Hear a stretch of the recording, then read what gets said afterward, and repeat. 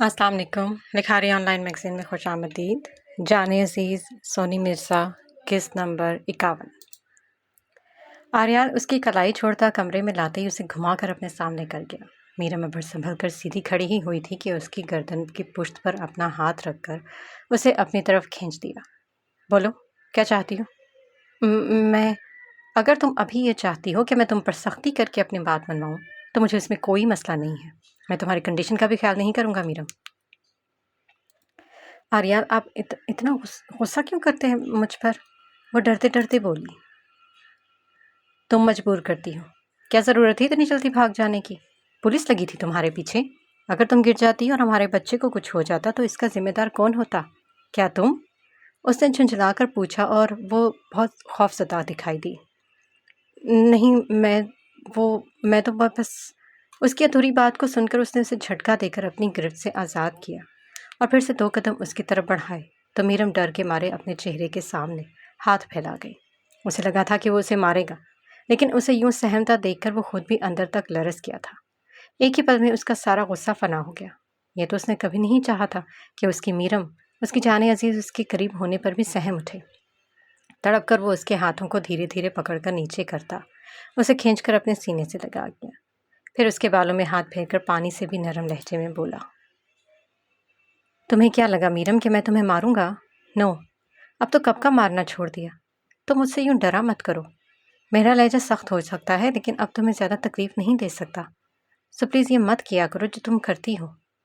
उसकी ही बाहों में लिपटी हुई उसकी शर्ट को पुष्ट पर से अपनी मुट्ठियों में जकड़ी जोर से दबा गई थी। आप बहुत सालिम। हाँ, मैं बहुत सालिम हूँ, पर मीरम ये मत भूला करो कि मैं तुमसे मोहब्बत करता हूँ और जिससे मोहब्बत की जाए उसे ज़्यादा तकलीफ़ नहीं दी जाती। इसका चेहरा अपने दोनों हाथों में भरकर वो मोहब्बत से बोला, और ये जो तुम इतना ज़्यादा रोती हो ना, उसके लिए किसी दिन ज़रूर मार खाओगी। आज रोने दे प्लीज़।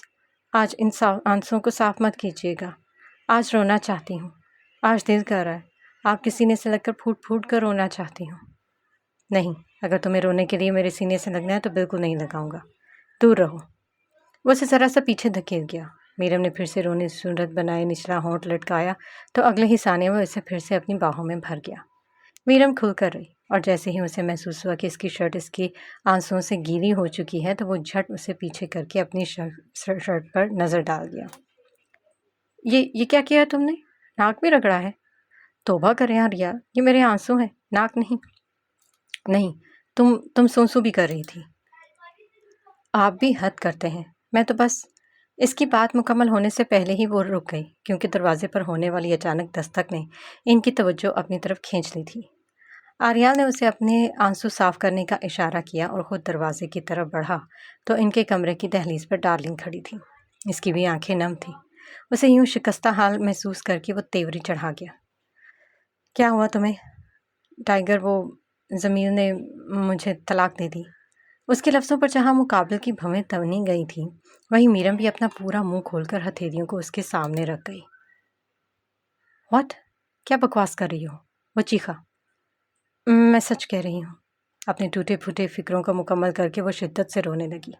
आर्याल उसे पीछे करता तेज़ी से सीढ़ियाँ उतरने लगा तो वो दोनों भी उसके पीछे पीछे चल दी।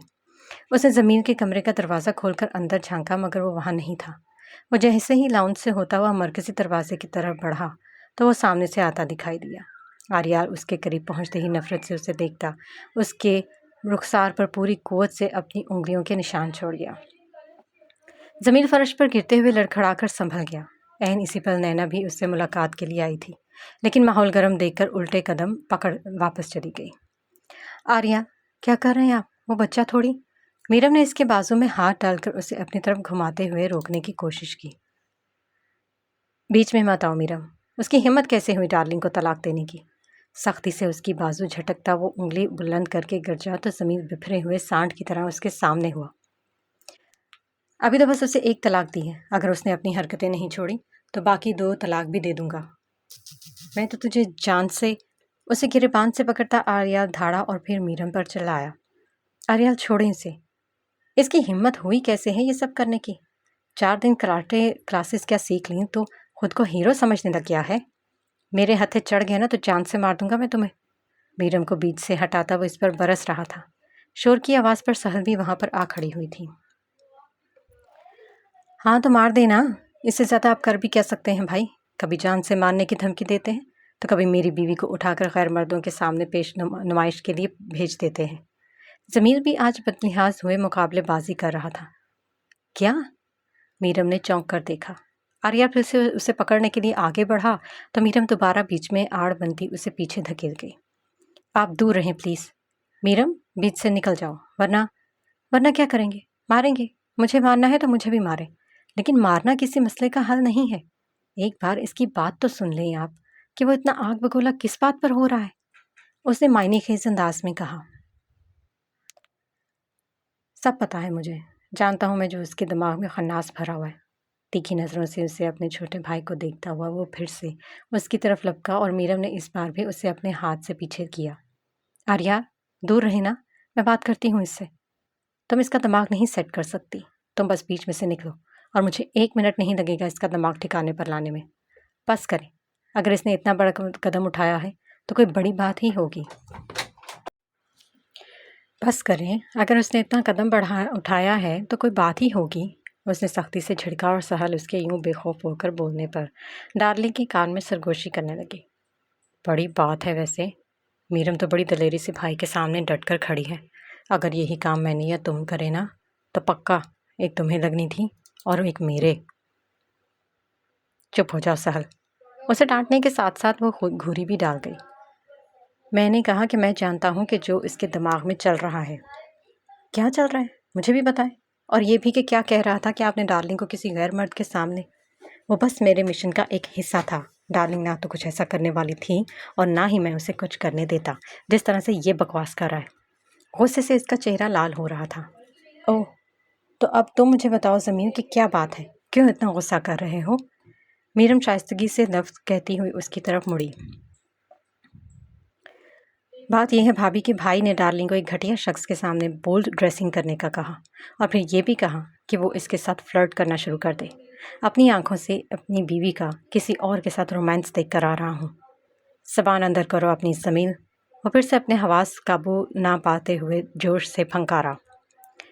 सच्ची तो कह रहा हूँ, मिशन पूरा करवाने के लिए आपको मेरी ही बीवी मिली थी। भाभी से कहते ना कि वो बोल्ड ड्रेसिंग करके जाए इसके सामने और इसके साथ रोमांस का। बस इसके मुंह फट होकर कुछ देर बोलने की ही देर थी कि मीरम का नाम सुनते ही आर्याल अपने आपे से बाहर हो चुका था। उसकी बात पर सबके मुंह समेत आंखें भी पूरी तरह खुल चुकी थी। मीरम की कलाई को पकड़कर एक ही झटके में आर्याल उसे बीच में से निकालकर साइड पर कर गया। अपने अंदर के रावे को ठंडा करने के लिए उसने ज़मीर के चेहरे पर पंच मारा था और सिर्फ एक ही नहीं बल्कि बरसात ही कर दी थी। इसकी नाक से खून निकलने लगा। ज़मीर ने भी उसे आज वापस वार करना चाहा था, मगर उसने इसके बाजू को इतनी तेज़ी से मरोड़ कर पीछे करके साथ ही औंधे मुँह उसे फर्श पर गिराया कि उसकी नाक से निकलता खून अब फर्श पर अपने धब्बे छोड़ गया। वो तीनों चिल्लाती हुई आर्याल को खींचकर उससे अलग करने की कोशिशें कर रही थी, लेकिन उसके औंधे वजूद को सीधा करके वो इस पर बैठते हुए शिद्दत से इसके चेहरे पर मुक्कों की बरसात करने लगा। ज़मीर बेहोश होने के करीब था, लेकिन वो आज उसे ऐसे पीट रहा था जैसे वो उसका भाई नहीं बल्कि कोई जानी दुश्मन हो। उसके नीचे पड़े ज़मीर के वजूद को देखकर डार्लिंग भी चिल्ला रही थी। कम से कम उसने ये तो नहीं चाहा था। सहल भी चीखती दिखाई दी, मगर वो कहाँ किसी की सुन रहा था। उसके सर पर तो कोई खून सवार था। मीरम ने जब ज़मीर की हालत को तार तार होते देखा और उसके चेहरों की नकोश में से खून बहते देखा तो उसे रोकने की नाकाम कोशिश करने के बाद वो एकदम अपने दोनों हाथों को ज़मीर के चेहरे पर रख गई। आर्याल, जो अभी मज़ीद पंच मारने ही वाला था, अब अपने हाथ की मुट्ठी को ऐन उसके हाथों के करीब लाकर रोक गया। फिर निगाहें उठाकर इसे देखा तो उसके करीब बैठी वो नम पलकों से नफ़ी में सर हिलाने लगी। भाई है आपका, मर जाएगा वो, उसने आहिस्तगी से भीगी आवाज़ में कहा और एक पल के लिए अपने होंठों समेत आंखों को भी बंद करके रोका और फिर यकरयक इस पर से खड़ा होता घर के बाहर की तरफ कदम बढ़ा दिए। डार्लिंग भागकर उठती अपने फ़ोन से एम्बुलेंस का नंबर डायल कर दिया और सहल उसके करीब बैठी उसके ज़ख्मी चेहरे को अपने हाथों में लिए शिद्दत से रोती रही। ओए जानवर, उठना यार। रोते हुए उसने उसका चेहरा थपथपाया, लेकिन वो बेहोश था। इसका कोई जवाब न पाकर वो फिर से अपने चेहरे को झुकाती ज़ारो कतार रोई। ज़मीर को होश आ चुका था और डार्लिंग समेत सहल भी उससे मुलाकात के लिए अंदर गईं, लेकिन जब मीरम जाने लगी तो आरियाल को पीछे मुड़कर देखा, जो बेंच पर बैठा अपने होंठों पर दोनों हाथों की उंगलियां रखे हुए था। आप नहीं जाएंगे समीर से मिलने? नहीं। क्यों? वो आपका भाई है और आपने इतना ज़्यादा मारा है उसे, अब जाकर हाल भी नहीं पूछेंगे? उसके करीब बैठते हुए उसने दबे दबे अंदाज में पूछा। नहीं, आज से वो मर गया है मेरे लिए। आरियाल, कैसी बातें करते हैं आप? एक ही तो भाई है आपका और आप। भाई ऐसा नहीं करते जैसा उसने किया। उसने गर्दन टेढ़ी करके संजीदगी से उसे देखते हुए कहा। लेकिन उसने ऐसा क्या कर दिया कि? इसकी बात को सुने बगैर ही वो फिर से टोक गया। इसने तुम्हारे बारे में बात की मीरम। जो कुछ उसने तुम्हारे बारे में कहा वो एक गाली था, और ये कोई पहली बार नहीं है। एक बार पहले भी वो तुम्हारे बारे में फजूल बकवास कर चुका है। एंड ट्रस्ट मी मीरम, मैं उसकी हर बदतमीज़ी बर्दाश्त कर सकता हूँ, लेकिन हमारी ज़ाती लड़ाई में तुम्हें लाकर एक गाली बनाने की कोशिश करे तो ये मैं कभी नहीं बर्दाश्त करूँगा। लेकिन इसने मुझे कोई गाली नहीं दी। उसके भोलेपन पर वो अपना सर झटक दिया। बताए ना। वो उसे झंझोड़ने लगी। मीरम, तुम इतनी छोटी बच्ची नहीं हो कि तुम्हें बातों की समझ ना आए। डार्लिंग को मैंने ये सब करने के लिए नहीं कहा था। मैंने बस उससे इतना कहा था कि एडगर पर नज़र रखनी है और इस बात का पता चलाना है कि वो किस किस वक्त अकेला होता है, ताकि हम उसे पकड़ सकें। लेकिन उसने जो भी कुछ भी किया वो अपनी मर्ज़ी से किया। वो मिशन को कैसे पूरा करती है ये मैंने उससे कभी नहीं पूछा, क्योंकि मेरे लिए बस ये अहम होता है कि मिशन पूरा हो गया। बाकी रही बात तुम्हारी, तो इसने तुम्हारे बारे में जो कुछ भी कहा वो मुझे एक गाली की तरह चुभा है। लेकिन आर्याल, फिर भी वो आपका छोटा भा। इनफ मीरम, दोबारा मेरे सामने इसका नाम भी मत लेना। मर चुका है वो मेरे लिए, और मरे हुए लोग कभी नहीं वापस आते। पर इसके अधूरे एक लफ्ज़ को ही नज़रअंदाज करता वो तेज़ी से उठकर अस्पताल से चला गया। समीर बेबी, अब कैसी तबीयत है? डार्लिंग ने प्यार से उसके सर पर हाथ फेरते हुए कहा। ज़मीन के चेहरे पर छोटी छोटी पट्टियाँ मौजूद थीं और बाकी चेहरे पर नील पड़े हुए थे। इसके लफ्ज़ों को सुनता वो उसके हाथ को उठाकर दूर फेंकता अपना रुख मुखालिफ समत में कर गया। इस तरफ सहल बैठी थी और उसने ज़मीर का हाथ थाम रखा था। डार्लिंग अपने दांत पीस कर रह गई। कैसा है तू?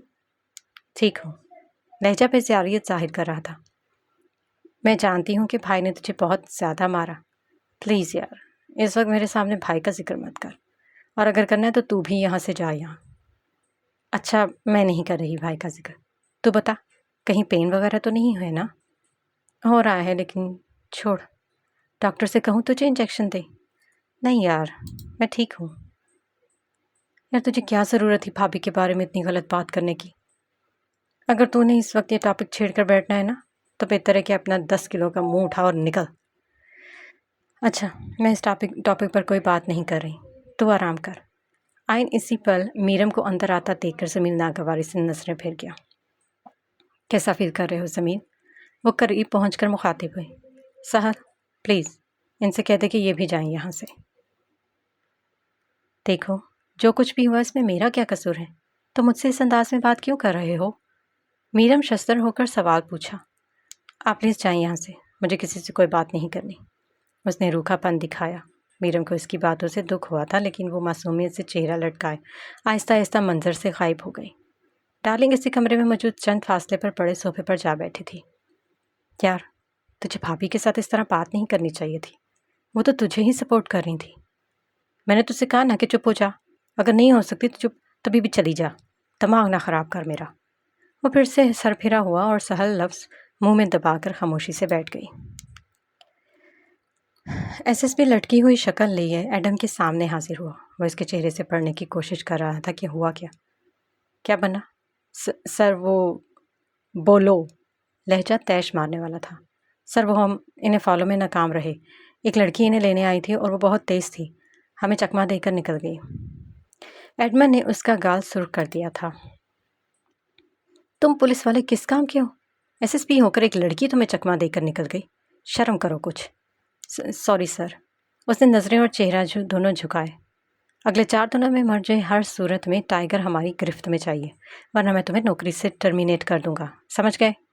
उसकी धाड़ पर वो चुपचाप अपने सर को इस बात में हिला गया। अब दफ़ा हो जाओ यहाँ से।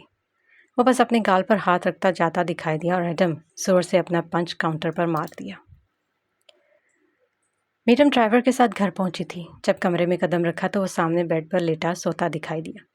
न जाने आज आर्याल की इसके बगैर कैसे आंख लग गई थी, पर मीरम को चैन नहीं आ रहा था। अभी जो कुछ भी हुआ था उसे सोचते सोचते वो कितनी ही देर तक बालकनी में टहलती रही। जब अपनी ही सोचों से थक गई तो उसके पहलू में आ लेटी, फिर उसकी तरफ करवट लेकर उसके चेहरे को बगौर देखते हुए खुद से सवाल करने लगी। आर्याल, आप इतने गुस्से वाले क्यों हैं? आज अपने ही भाई को ऐसे मारा है जैसे वो आपके लिए बिल्कुल अनजान हो। क्यों इतनी बेरहमी से मारा उसे? क्या एक पल के लिए भी रूह नहीं कांपी कि अपने ही भाई को बेदर्दी से मार रहा हूँ? क्यों हैं आप ऐसे? कब बदलेंगे आप?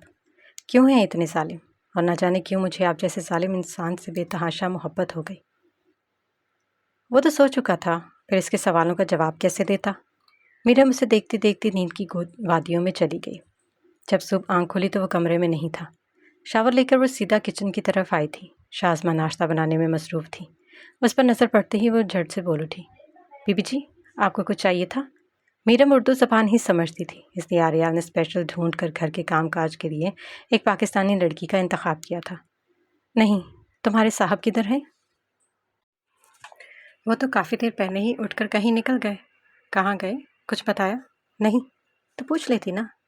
आपको तो पता है बीबी जी कि आर्याल साहब गुस्से के कितने तेज़ हैं। मैं पूछती तो मेरी भी वाट लग जाती। अच्छा ठीक है, तो जूस का एक गिलास मेरे कमरे में भिजवाओ। जी ठीक है। उसने मुख्तसरन जवाब देने पर वो धीरे धीरे सीढ़ियाँ चढ़कर वापस कमरे में आई। फिर अपने फ़ोन से उसका नंबर डायल किया तो उसका नंबर बंद जा रहा था। ये इतनी सुबह सुबह कहाँ जा सकते हैं? कहीं ज़मीन से मिलने अस्पताल तो नहीं चले गए? अपने नाखून दांतों तले चबाते हुए उसने खुद सोचा। शाज़मा इसी सानिया जूस लेकर कमरे में हाजिर हुई तो वो जूस के गिलास को होंठों से लगाते ही एक घूंट में चट कर गई। जूस वाकई बहुत मज़े का था। फिर उठकर घर में मौजूद छोटी सी लाइब्रेरी की तरफ कदम बढ़ाए और एक इंग्लिश नावल उठाकर गोद में रख लिया।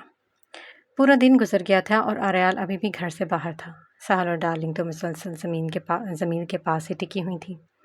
रात के 10 बजकर 9 मिनट हो रहे थे और मीरम इसका नंबर मिला मिलाकर थक चुकी थी। अचानक इसकी गाड़ी की आवाज़ सुनकर उसने तेज़ी से फर्श पर अपने कदम रखे और बालकनी से नीचे झांका तो वो गाड़ी का दरवाज़ा बंद कर रहा था। जल्दी से फिर वो वापस कमरे में आई और आर्याल दरवाजे का हैंडल घुमाता अंदर दाखिल हुआ। वो बिल्कुल इसके सामने खड़ी अपने सीने पर बाजू बांधे टिकटिकी लगाए देख रही थी। मुझे यूं घूरने की ज़रूरत नहीं है। सारा दिन कहाँ थे आप? पता ही कितनी कॉल्स की थी मैंने, लेकिन आपका फ़ोन मुसलसल बंद जा रहा था। फजूल बहस करने का वक्त नहीं है मेरे पास। अपना सामान पैक करो, हम जा रहे हैं। अपना हुक्म सुनाकर वो बैग निकालता अलमारी से अपने कपड़े उठाकर उसमें फेंकने लगा। मीरम हक्का बक्का रहकर उसे देखते हुए फिर से सामने आई। पर हम जा कहाँ रहे हैं? तुम्हारे लिए ये ज़रूरी नहीं होना चाहिए कि हम कहाँ जा रहे हैं। बस ये याद रखो कि तुम मेरे साथ जा रही हो। लेकिन मुझे जानना है, वो ज़िद होकर बोली। तो फिर सुनो। आर्याल सीधा हुआ। हम ये घर छोड़कर जा रहे हैं। क्या? हैरत से उसका पूरा मुंह खुल गया। हाँ, क्योंकि अब मैं ज़मीन के साथ नहीं रहूँगा। लेकिन ये घर तो आपका है, फिर हम क्यों जा रहे हैं? क्योंकि मैं उसे घर से नहीं निकालना चाहता, इसलिए हम खुद जा रहे हैं। लेकिन मैंने तुमसे पहले भी कहा था कि मुझे बहस नहीं करनी। मुझे बस इतना बताओ कि तुम मेरे साथ चल रही हो या नहीं। ठंडे ठार लहजे में बोलकर वो उसका चेहरा देख रहा था जो अभी तक शॉक्ड दिखाई दे रही थी। आर्या, मैं कह रही थी कि एक बार मीरा, तुम मेरे साथ चल रही हो या नहीं? आवाज़ बुलंद हुई। अब एक बात, मेरी बात, मुझे कुछ भी नहीं सुनना, हाँ या ना? गुस्से से उसकी आंखें बाहर आने की थी और वो खामोशी से गर्दन को ऊपर नीचे हिला गई। ठीक है, तो फिर अगले 10 मिनट तक तो मुझे रेडी नज़र आओ। लेकिन 10 मिनट में मैं कैसे तैयारी कर सकती हूँ? हम इस घर से फर्नीचर उठाकर नहीं लेकर जा रहे। सिर्फ 4 कपड़े रखो अपने, और इसके अलावा अगर कोई ज़रूरत की चीज़ है तो वो लेकर बैग में डालो और दुपट्टा ओढ़ कर चलो मेरे साथ। एक और हुक्म मिला और मीरम चुप थी। उसके हुक्म की पासदारी करते हुए वो भी अलमारी की तरफ बढ़ी। अपने कपड़ों को बैग में तरतीब देते हुए कुछ मज़ीद ज़रूरी चीज़ें भी उसमें रखीं और आर्याल के सामने किया तो वो उसे घसीटता हुआ गाड़ी की तरफ चला गया। अपना पर्स उठाकर कंधे पर लटकाते हुए मीरम ने सर पर दुपट्टा ओढ़ते ही खुद को आईने में देखा। फिर एक हसरत भरी निगाह अपने कमरे पर डाले इसके कदमों की पैरवी की। ज़मीन गाड़ी से नीचे उतरा तो सहल ने उसे सहारा देने की कोशिश की। रहने दो, मेरे बाकी जिस्म पर कहीं चोट नहीं लगी, बस चेहरे पर कसर निकाली है। उसने मुंह बसुरा और सख्ती से कहता हुआ अपने कमरे में चला गया। सहल मीरम के कमरे में पहुंची तो वो वहां पर नहीं थी। پھر واپس لاؤنج میں صوفے پر بیٹھی ڈارلنگ سے آ کر مخاطب ہوئی۔ میرم اور بھائی کہیں نہیں دکھائی دے رہے ہیں ڈارلنگ بھابھی، کچھ پتا ہے کہاں ہے وہ؟ مجھے کیسے پتا ہو سکتا ہے، میں بھی تمہارے ساتھ ہسپتال میں ہی تھی۔ ہاں میں کال کرتی ہوں بھابھی کو۔ اپنے ہاتھ میں ہی پکڑے ہوئے موبائل سے اس نے اس کا نمبر ملایا۔ میرم اس پل آریال کے ہمراہ گاڑی میں بیٹھی تھی جب ڈیش بورڈ پر پڑا اس کا موبائل بجنے لگا۔ اسکرین پر سہل کا نمبر دیکھ کر وہ سوالیہ انداز میں اپنے پہلو میں بیٹھے شخص کو دیکھنے لگی۔ کس کا فون ہے؟ سہل کا۔ بات کرو اس سے اور بتا دو کہ ہم نے گھر چھوڑ دیا ہے۔ جی۔ اس نے فون کان سے لگایا تو دوسری طرف سے اس کے ہیلو کی آواز گونجی۔ ہاں ہیلو سہل، بھابھی کہاں ہو؟ وہ اس نے پھر سے اسے دیکھا اور وہ اس کے ہاتھ سے موبائل کھینچ کر اپنے کان سے لگا لیا۔ بھابھی بتاؤ تو تم کہاں؟ میں ہوں اور ہم لوگ گھر چھوڑ چکے ہیں۔ اپنے چھوٹے بھائی سے کہہ دینا کہ وہ میرے لیے مر چکا ہے، اسے دوبارہ مجھ سے کبھی بھی رابطہ کرنے کی کوشش نہ کرے۔ وہ پور شفقت سے بول رہا تھا۔ سہل کو جھٹکا لگا مگر اپنی سنا کر وہ کال کاٹ چکا تھا۔ پھر فون میرم کی طرف بڑھایا تو وہ نرمی سے اسے پکڑتی دوبارہ ڈیش بورڈ پر رکھ دیا۔ ایس ایس پی اسے سپاہیوں کے ساتھ گپ شپ ہانکتا دیکھ کر وہ اچانک امڑ آ کر بولا۔ ایڈم پر نظر پڑتے ہی وہ اپنا سینہ تان کر سیدھا کھڑا ہو گیا تھا۔ جی سر، تمہیں ٹائیگر کو ڈھونڈنے کا کہا تھا اور تم مزے سے یہاں پر کھڑے گپے مار رہے ہو؟ اس کا انداز جارحانہ تھا۔ سر میں نے بندوں کو لگایا ہوا ہے کام پر، بہت جلد پتہ چل جائے گا اس کا۔ یہ یاد رکھو کہ اگر وہ نہیں ملا تو میں تمہیں ٹرمینیٹ کرنے میں 1 سیکنڈ بھی نہیں لگاؤں گا۔ جی سر، مجھے یاد ہے۔ اور تم لیو؟ اس نے قریب کھڑے ایک کم رینک والے انسپکٹر کی طرف دیکھا۔ یس سر، تم اپنے بندوں کو لے کر ابھی اسی وقت نکلو اسے ڈھونڈنے۔ ٹھیک ہے سر، بس ایک بار وہ میرے ہاتھ لگ جائے پھر میں اسے بتاؤں گا کہ مارنا کسے کہتے ہیں۔ خود کو بڑی چیز سمجھتا ہے نا وہ، اسے اس کی اوقات نہ یاد دلا دے تو میرا نام بھی ایڈم گلکرسٹ نہیں۔ وہ نفرت میں بولا۔ اس کی آنکھیں بھی جلتی دکھائی دی اور پھر جیسے ہی وہ باہر نکلا تو پولیس کی ایک ٹولی اس کے پیچھے تھی۔ کیا ہوا سہل، ہوش میں ہو؟ اسے ساکت کھڑا دیکھ کر ڈارلنگ سامنے ہوئی، اس کے چہرے کے سامنے انگلیاں ہلانے لگی۔ بھائی گھر چھوڑ کر چلے گئے؟ کیا؟ کب؟ کیسے؟ ٹھٹکتے ہوئے اس نے ایک ساتھ 3 سوال کیے۔ پتہ نہیں، اور وہ بھابھی کو بھی اپنے ساتھ لے گئے، کہہ رہے تھے کہ زمین مر گیا ہے میرے لیے۔ وہ وقفہ لے کر بول رہی تھی اور ڈارلنگ اپنی آئی بروز چڑھا گئی۔ مجھے بہت ڈر لگ رہا ہے ڈارلنگ بھابھی، کیا بھائی کبھی واپس نہیں آئیں گے؟ اس نے اس کا ہاتھ پکڑا۔ پتہ نہیں، لیکن اگر بھائی ہمیشہ کے لیے چلے گئے تو ہمارا کیا ہوگا؟ ہمارے گھر کا تو سارا نظام خراب ہو جائے گا۔ تم اس چیز کی ٹینشن مت لو، اور تمہاری حالت بھی نہیں ہے کہ تم ایسا بھی کچھ سوچو۔ میں جا کر ملوں گی ٹائیگر سے اور بات بھی کروں گی۔ وہ اس کے کندھے پر ہاتھ رکھ کر تھپ تھپانے لگی۔ ٹھیک ہے، بٹ پلیز بھابھی اور بھائی کو گھر لے آئیے گا۔ انشاءاللہ۔ وہ مسکرائے اور سہل اپنے کمرے کی طرف چلی گئی۔ اگر ٹائیگر نے چھوڑ کر جانے کا فیصلہ کر لیا ہے اور اپنے بھائی کے بارے میں اتنی ہی بڑی بات کر دی ہے تو اس کو منانا ناممکن ہے۔ ہاں، لیکن کوشش تو کرنی چاہیے۔ اس نے اپنے ہاتھوں کی انگلیوں کے پٹاخے نکالتے ہوئے دماغ میں خیال آیا اور شازمہ کا نام پکارتی ہوئی کچن میں چلی گئی۔